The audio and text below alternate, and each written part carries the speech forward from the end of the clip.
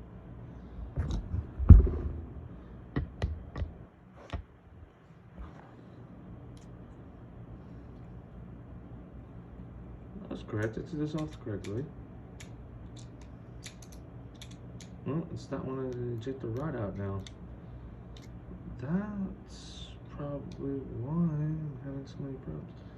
Ah, reversed. Okay, it's reversed. I'm sorry, ladies and gentlemen. It was reversed. The last gun I took the Judge, longer cylinder, so the fat back, which is this piece right here, actually butted up to the cylinder. On this version, it goes the opposite direction. Sorry. My fault. But it goes in like so. And this just drops right in this housing right here, as you can see. Just drops, boom, right there. And the cylinder houses back in the pistol, but we're not gonna do that because I want this out in pieces. Oh, it's tight fit. Anyhow, so we're gonna take this gun apart, put it in pieces, and see what we can do with it.